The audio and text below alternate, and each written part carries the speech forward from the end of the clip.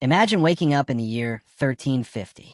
You reach for your tooth powder made from crushed animal bones and burnt eggshells. You rub it onto your gums with a cloth. It burns. It scrapes. You taste what can only be described as regret.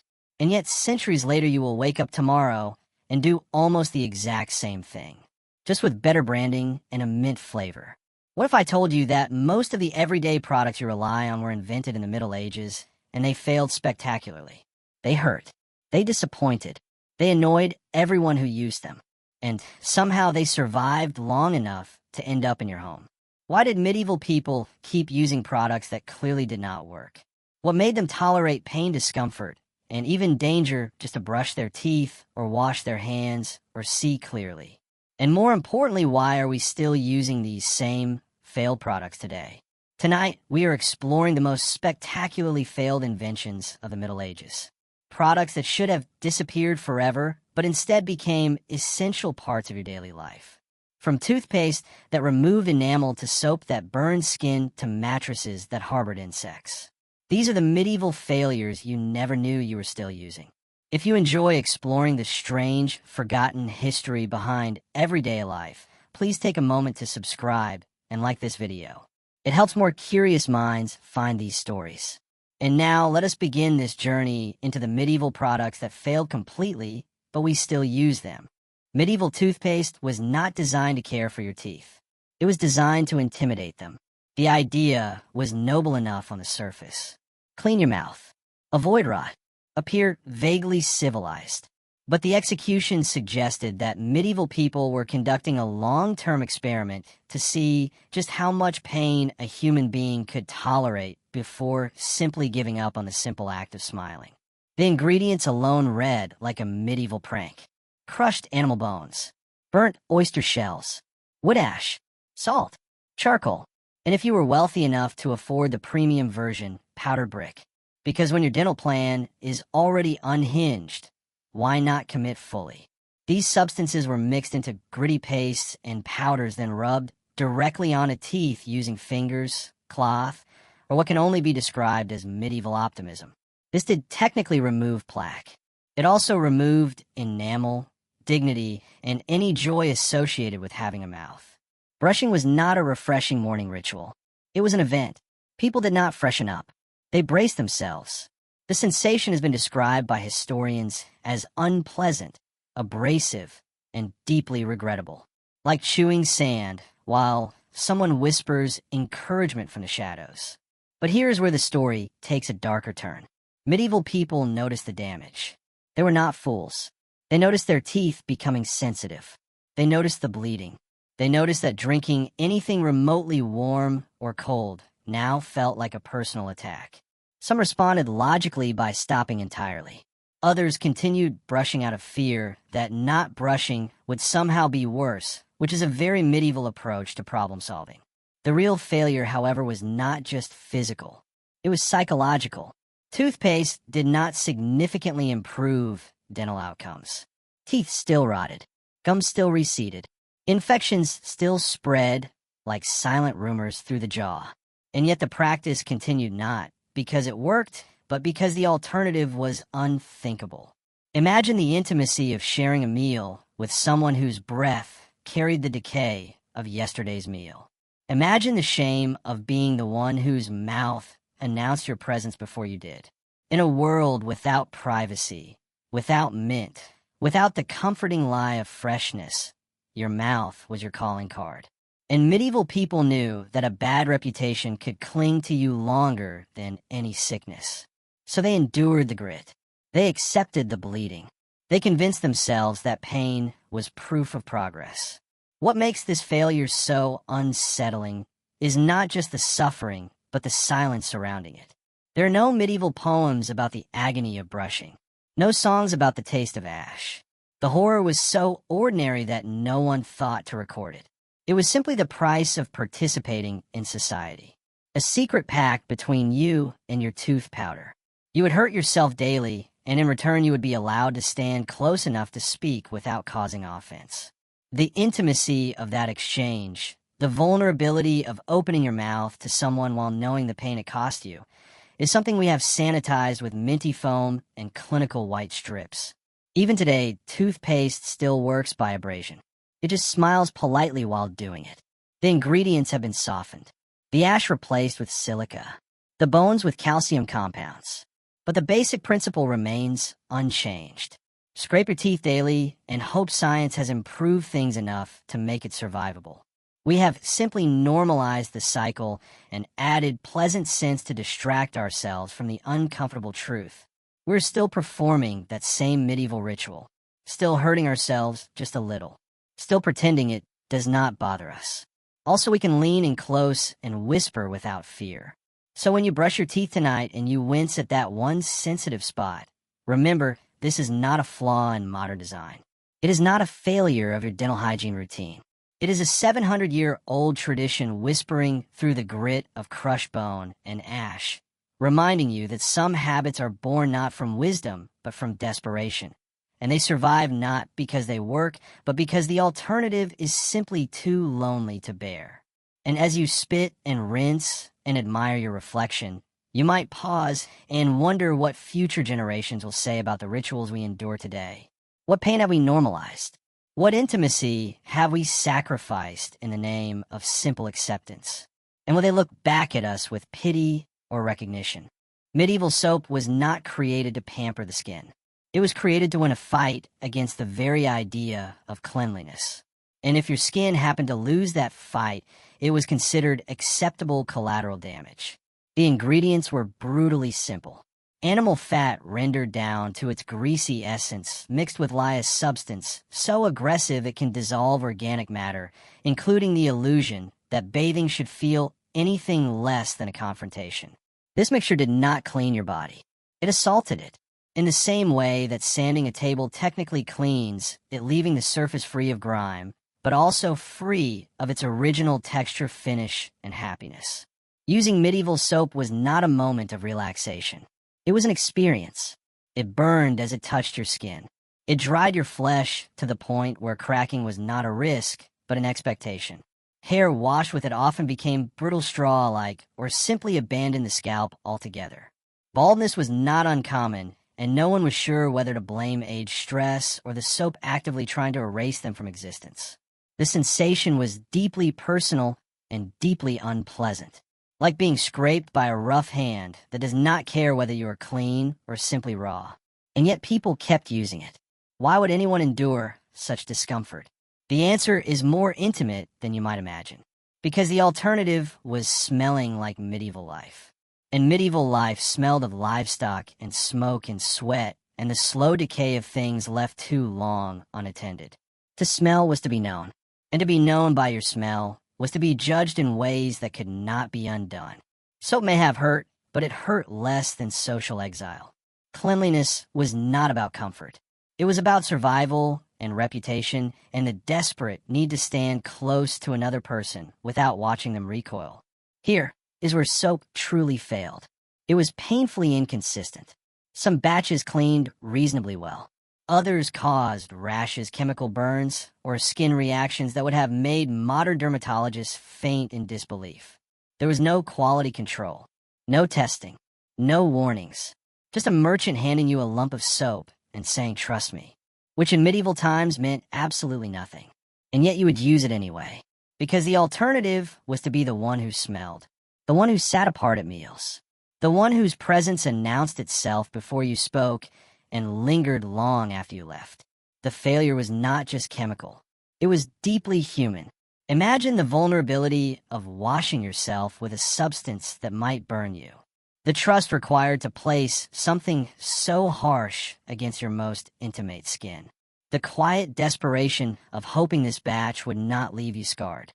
And then the silent relief when it did not, followed by the dread of knowing you would have to do it again tomorrow.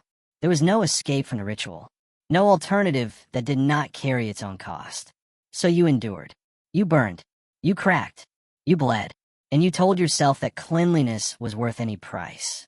Even today, soap still dries your skin. It still irritates. It still requires moisturizing products to undo what it just did. We have simply normalized this cycle and added pleasant scents to distract ourselves from the uncomfortable truth. The basic principle remains unchanged.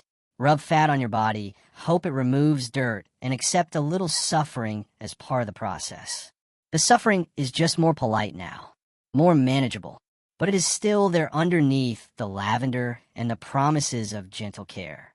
So the next time you step out of the shower and feel that familiar tightness in your skin, remember, this is not a modern inconvenience. This is a medieval secret passed down through centuries of silent endurance. A secret about how far we will go to be accepted, how much we will endure to stand close to another person without shame, what we will sacrifice for the simple privilege of being touched without hesitation. Soap did not get better. We just got used to it. And in getting used to it, we forgot that cleanliness was never about feeling good. It was about being allowed to come near. Early eyeglasses were not designed with comfort, convenience, or human anatomy in mind. They were designed with one simple goal: make letters slightly less blurry and let the wearer figure out the rest. Everything beyond that was apparently considered optional. The first medieval spectacles appeared around the late 13th century, and they failed almost immediately in every category except one. They technically worked, but working and being usable are two very different things, as anyone who has ever worn a pair of ill-fitting glasses can tell you. These early glasses were heavy, awkward, and balanced directly on the nose with the confidence of an object that wanted to fall off.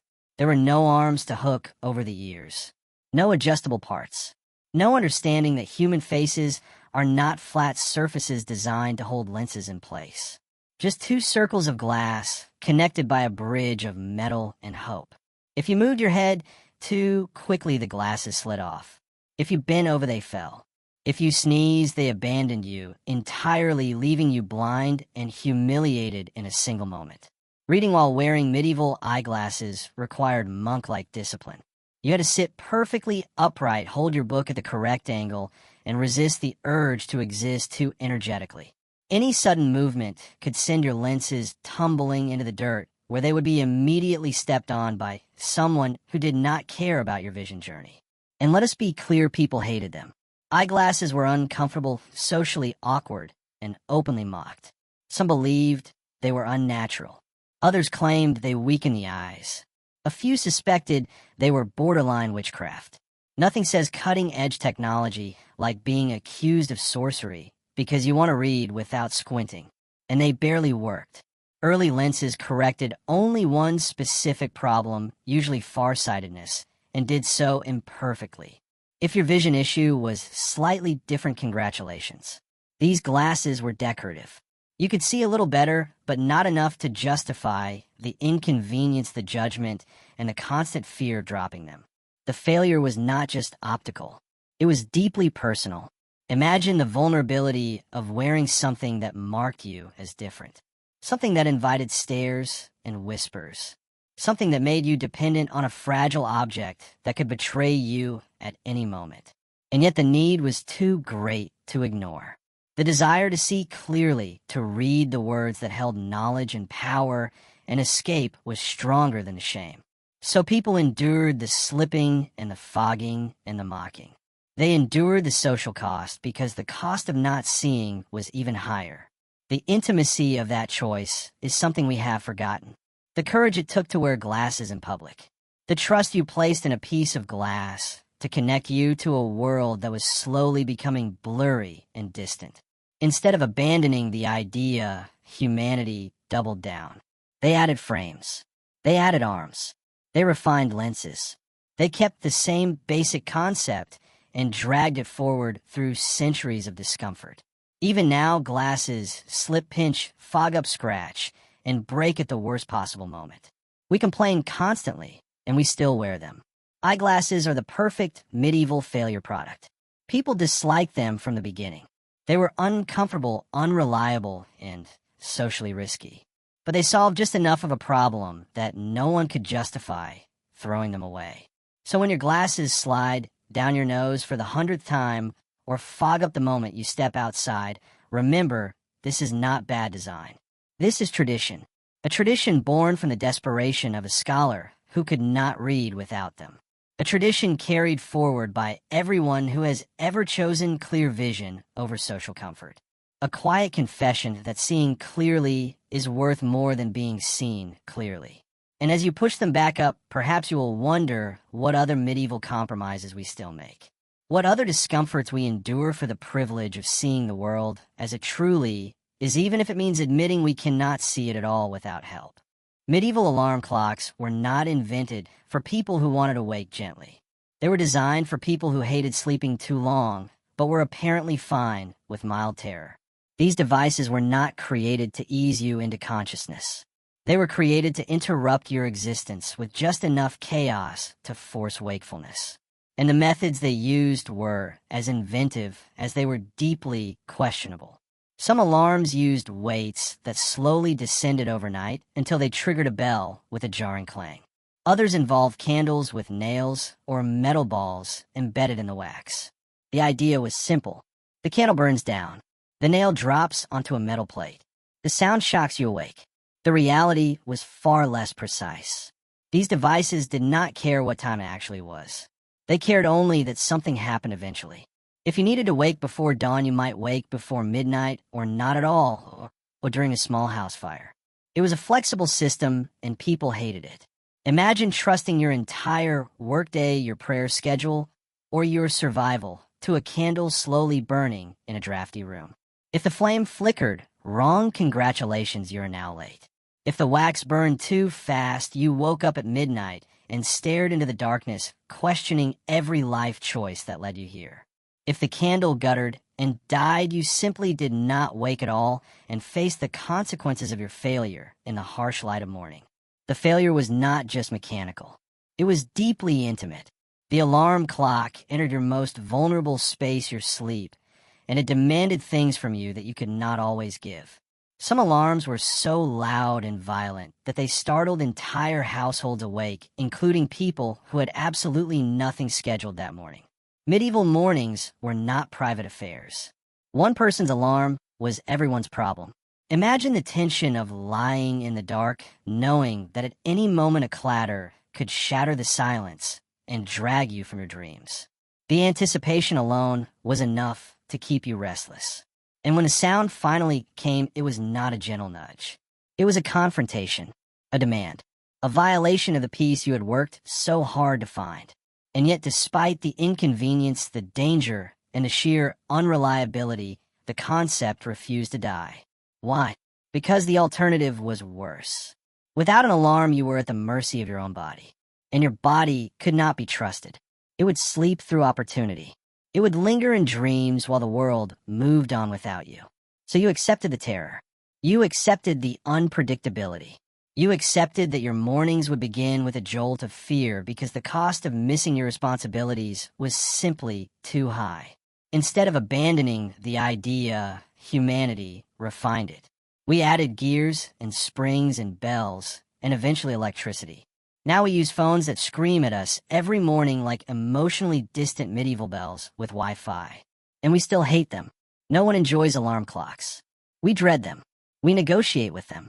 We hit snooze like it is a legally binding contract. Entire industries exist to make alarms gentler, softer, more natural, which is humanity quietly admitting that the original idea was a mistake. But the core concept remains unchanged. Artificial noise forces wakefulness. Wakefulness leads to productivity. Productivity justifies suffering. The intimacy of that transaction, the vulnerability of surrendering your sleep to a machine, is something we have normalized. We allow a device to invade our dreams because we are afraid of what might happen if we do not. So tomorrow morning, when your alarm goes off and you feel that instant resentment, remember, this is not modern inconvenience. This is medieval heritage ringing in your ears. A promise made centuries ago that you would sacrifice your peace for the sake of showing up. And like everyone before you, you will make that sacrifice again and again because the alternative is simply too frightening to face alone. Medieval candles were not romantic. They were not cozy. They were not atmospheric.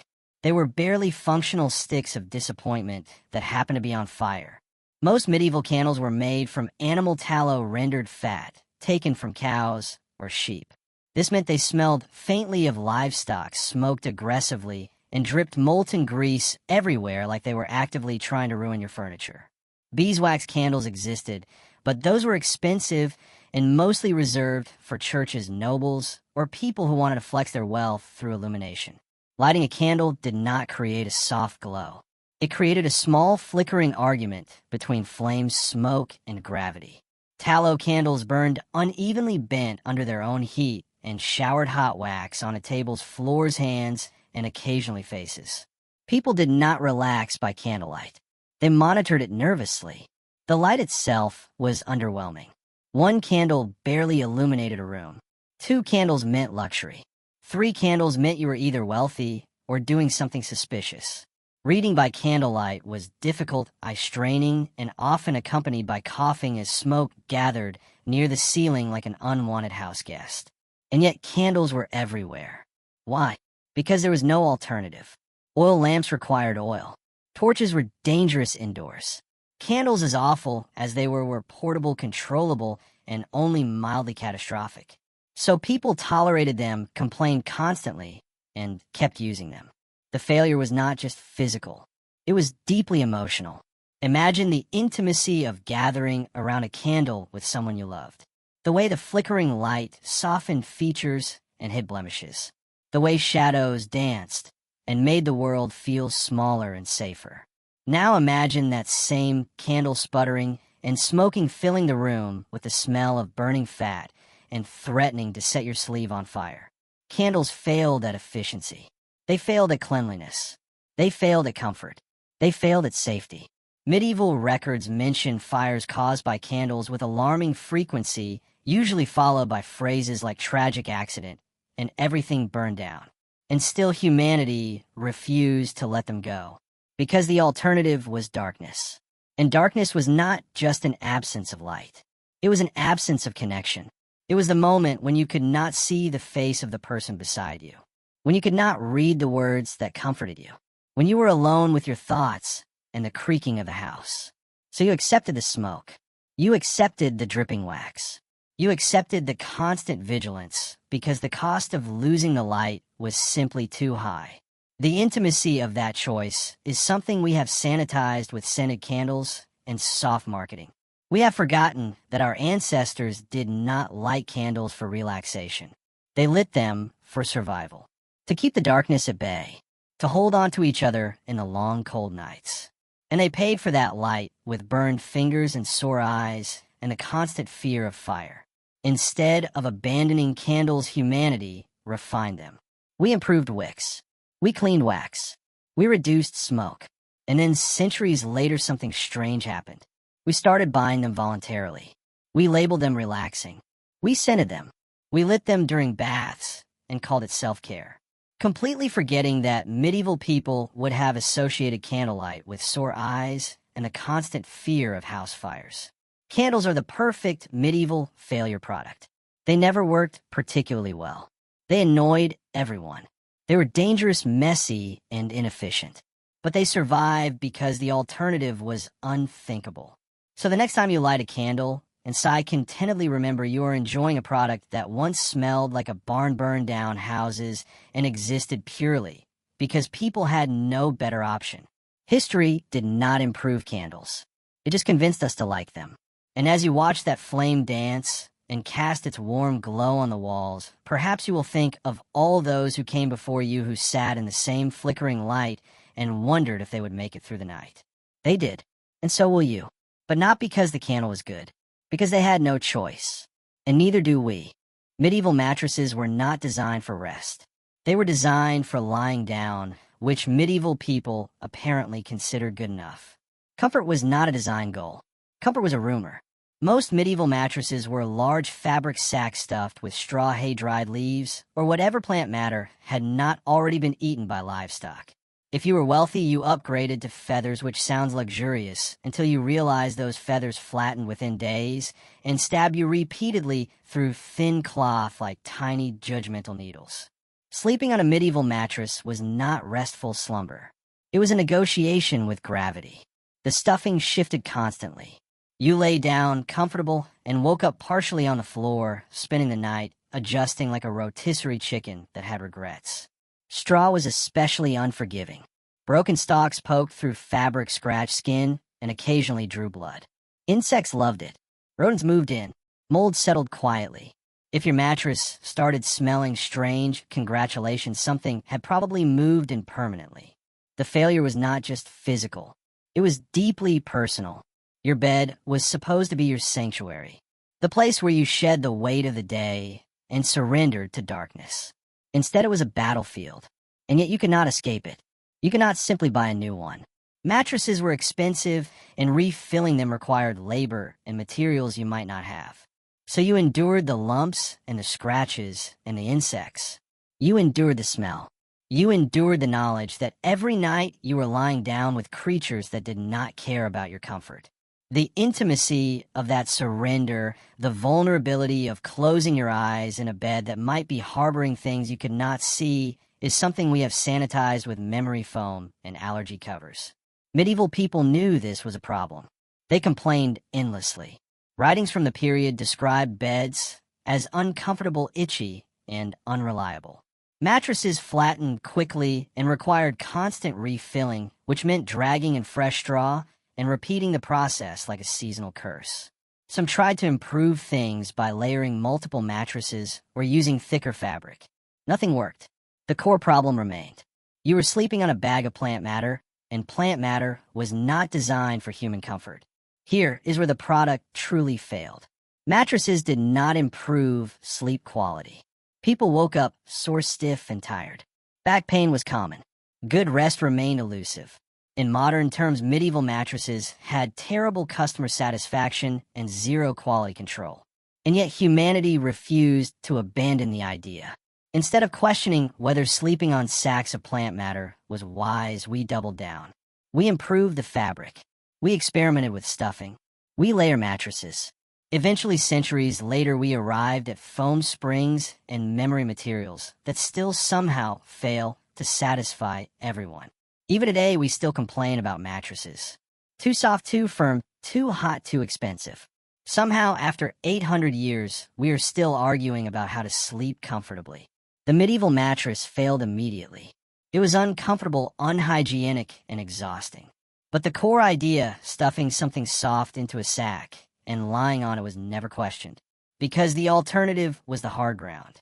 And the hard ground was not just uncomfortable. It was a reminder that you had no place to rest, no place to be vulnerable, no place to close your eyes without fear. So you accepted the straw. You accepted the insects. You accepted the aching back. Because the cost of not having a bed was simply too high.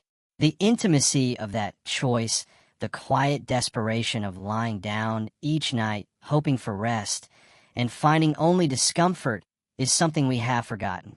We complain about our mattresses, but we have no idea what it meant to have one at all. So when you wake up sore and blame your mattress, remember, this is not modern inconvenience. This is medieval design philosophy alive and well in your bedroom. A quiet reminder that rest has always been a luxury and comfort has always been a fight. And like everyone before you, you will keep fighting because the alternative is unthinkable.